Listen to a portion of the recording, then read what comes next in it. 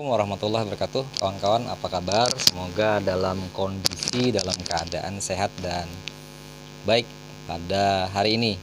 Kawan-kawan, di konten kali ini saya ingin ngobrol dengan kawan-kawan tentunya, walaupun mungkin ini ngobrolnya cuma satu arah saja, tentang hal yang bisa jadi pernah terutama kawan-kawan penyuluh alami ya.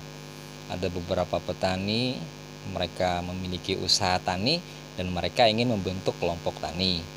Terus petani-petani itu konsultasi dengan penyuluh, Pak Penyuluh, gimana sih caranya untuk membentuk kelompok tani. Nah, ini mungkin saya ya, yang lain belum tahu seperti apa. Saya pribadi beberapa kali ketika dihadapkan pada kondisi ini menyarankan kepada petani, menyarankan kepada mereka untuk berkumpul terlebih dahulu. Artinya siapa-siapa yang ingin membentuk kelompok tani atau berkelompok tani, ya mereka berkumpul dulu. Ada yang mengkoordinirnya. Ya memang ini ya, terus terang biasanya yang jadi kendala mengumpulkan itu adalah bagaimana konsumsinya, kemudian nanti apa yang dibicarakan segala macam, di mana tempatnya, hal-hal lain yang kadangkala itu berat di pikiran beberapa petani. Tapi dengan komunikasi yang baik, insya Allah hal itu akan mudah. Bisa juga mungkin di kawan-kawan yang lain ketika mengalami hal ini, justru misalnya membelikan satu dus aqua untuk minum gitu.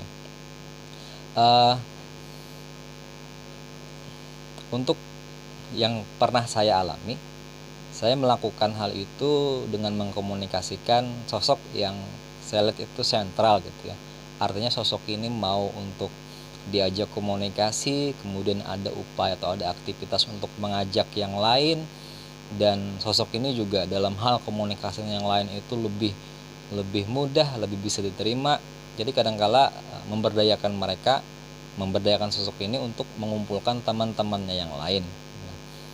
Tujuannya apa berkumpul ini? Tujuannya adalah agar orang-orang yang ingin bergabung dalam kelompok ini di tahapan yang pertama itu mereka mengenal terlebih dahulu apa kelompok tani, bagaimana kelompok tani, apa syarat-syarat pembentukan kelompok tani, apa fungsi-fungsi kelompok tani, apa nanti manfaat-manfaat yang didapatkan ketika berkelompok tani, dan hal-hal lain seputar kelompok tani tersebut. Nah, memang ini masalah teknis saja ya.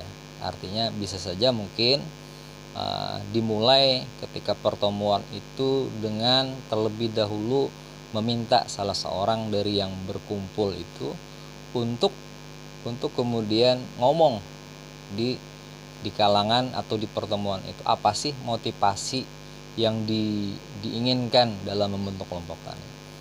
Mereka kadang-kala ya, atau bisa jadi mungkin juga banyak berargumentasi demikian. Kami Pak Ai ingin juga kayak kelompok itu, nah kelompok itu bisa maju kayak apa caranya. Atau bisa juga Pak, kami anaknya juga dapat bantuan kayak kelompok itu, nah kalau kada bisa kelompok kami kada dapat bantuan Pak Ai. Itu juga bisa juga seperti itu. Nah itulah hal yang ya bisa mungkin kawan-kawan penyuluh temui di lapangan ya. Nah, di dalam pertemuan yang pertama itu memang perlu dijelaskan, perlu kemudian dipahamkan. Karena kenapa? Kadang-kala ketika starting awal ini belum clear terkait dengan bagaimana berkelompok itu, ini akan menimbulkan masalah yang lain. Walaupun memang ada juga yang beranggapan seperti ini. Ya sesuai porsinya dulu lah. Artinya orang-orang yang berkumpul ini ingin bentuk kelompok, ya kita bentuk dulu kelompoknya, sedangkan prosesnya nanti berjalan kita perbaikannya. Ini kalau menurut saya ya, memang sangat riskan dan berisiko, dan saya tidak mengambil opsi itu. Karena ketika ini nanti akan dibentuk kelompok, didaftarkan sebagai kelompok, maka kemudian nanti ada kewajiban melekat mereka, yang kewajiban itu harus ada pada mereka. Nah ini konsekuensinya. Bisa jadi juga hal inilah yang sejak dulu itu melatar belakangi pembentukan kelompok gitu ya. Kadang karena ada program sehingga kemudian dibentuk kelompok, sehingga ketika tidak ada program kelompok itu pun mati suri, tidak berjalan. Ini tentu tidak seperti demikian harapan dari adanya kelompok ini.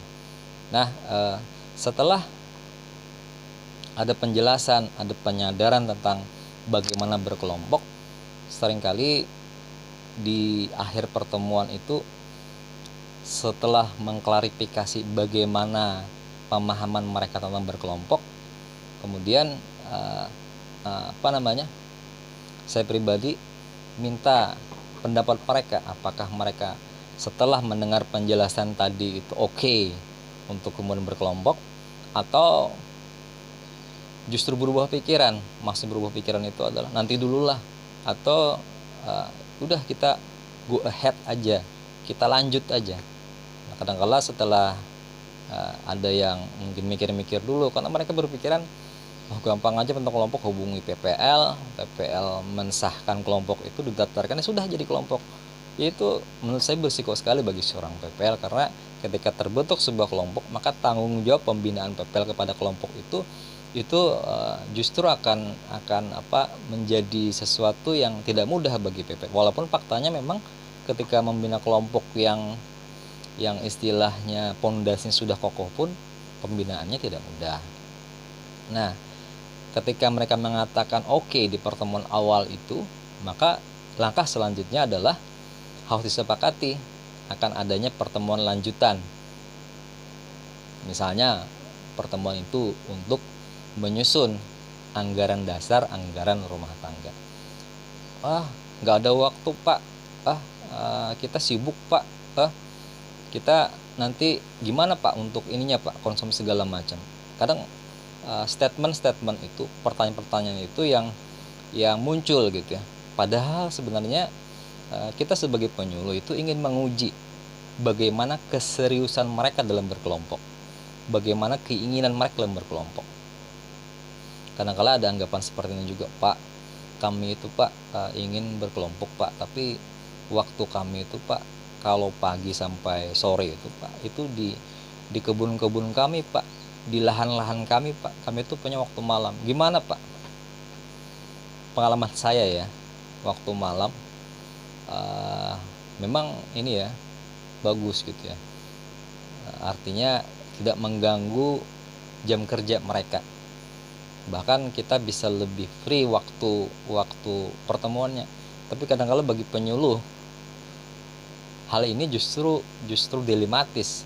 Maksud dilematis adalah bahwa aktivitas kita untuk bekerja yang kita juga dituntut masuk jam kerja gitu ya, kita kemudian porsir malam, akhirnya kemudian kita capek, apalagi rumah kita tidak di wilayah kerja itu, kita harus melakukan perjalanan juga malam dan kondisi ngantuk segala macam. Ini juga riskan, juga berbahaya. Ya disikapi sajalah bagaimana positifnya.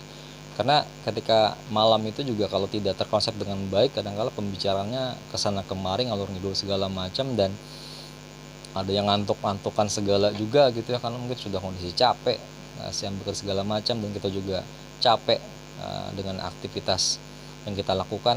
Akhirnya memang faktanya bisa jadi tidak sama satu tempat dengan tempat yang lain. Tapi saya sarankan ketika ingin melaksanakan pertemuan, maka sepakatilah dengan petani, dan itu tidak mesti harus di rumah, misalnya di lahan usaha tani mereka, di pinggir sawah, di pinggir kebun, untuk kemudian tidak mengganggu usaha mereka. Ya 1 jam atau 2 jam dengan topik yang sudah disepakati apa yang kita bicarakan. Pertemuan kedua biasanya itu membahas tentang anggaran dasar, anggaran rumah tangga, dan ini bisa 2 atau 3 kali pertemuan. Nah, setelah itu disepakati di situ nanti pertemuan kita ini sifatnya bagaimana, rutin, dan memang harus rutin pertemuan itu. Apakah mingguan, 2 mingguan, bulanan, atau 2 bulanan, dikembalikan kepada kesibukan atau kondisi kelompok tani tersebut. Nah, setelah ada kesepakatan pertemuan itu, bagaimana konsumsinya?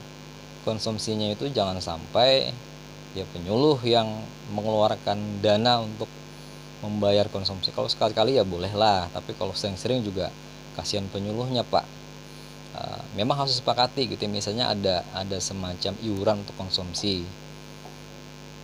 1 gelas teh hangat, 2 biji kue, dan itu mungkin setara dengan kalau 1 gelas 1.000, 1 biji kue itu 1.000, berarti 3.000 satu kali pertemuan.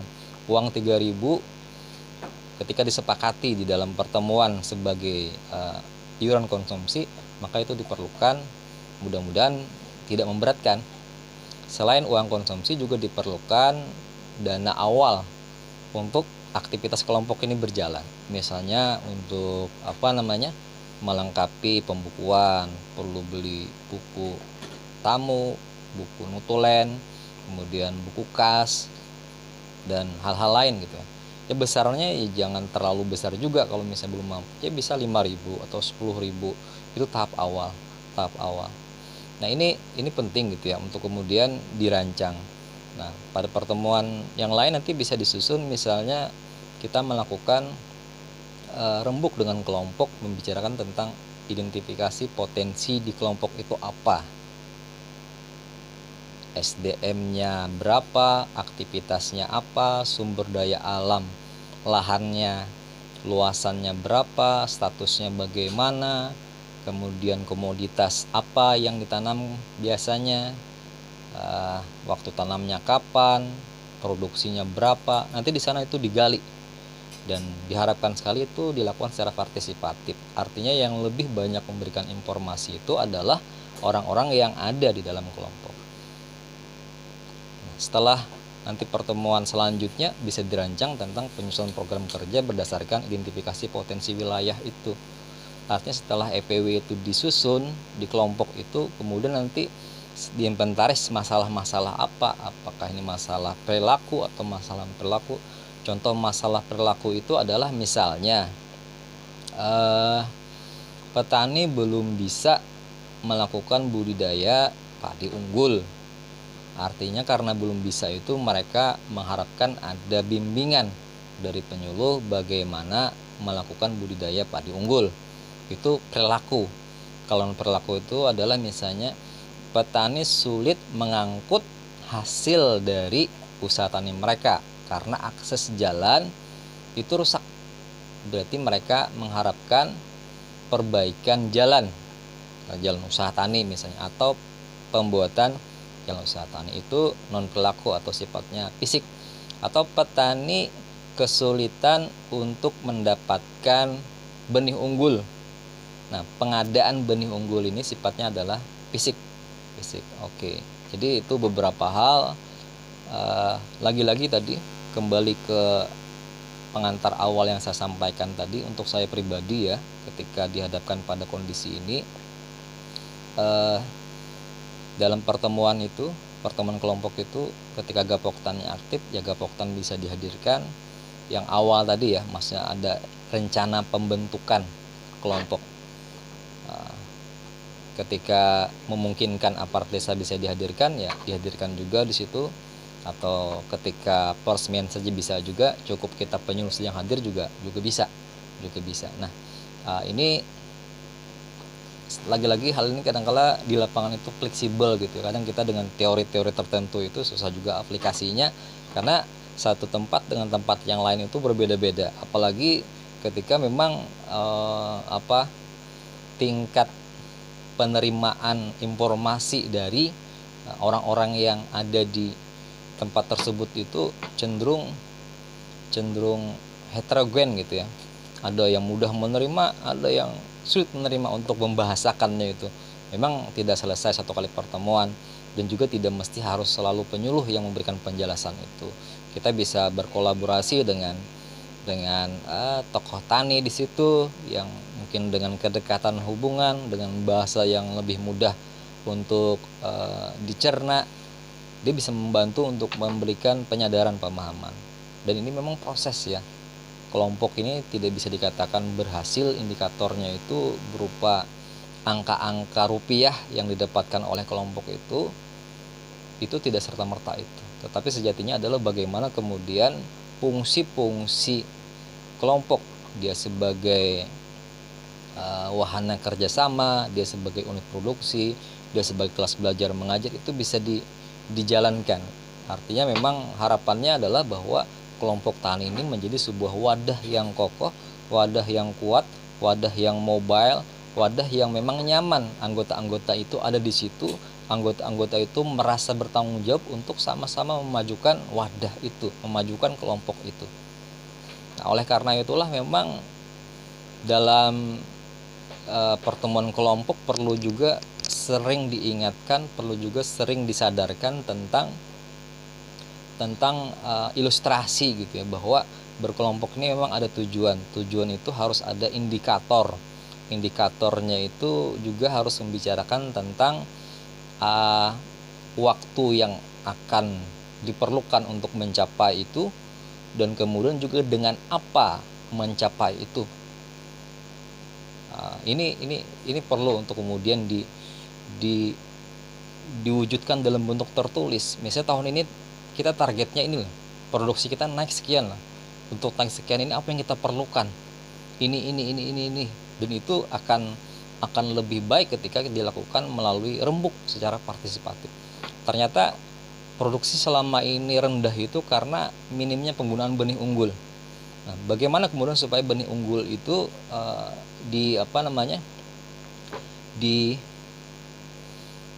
dijadikan sebagai pilihan utama oleh petani padi khususnya untuk berbudidaya, sementara mereka belum bisa. Bisa mungkin dikerjasamakan dengan petani inovator yang sudah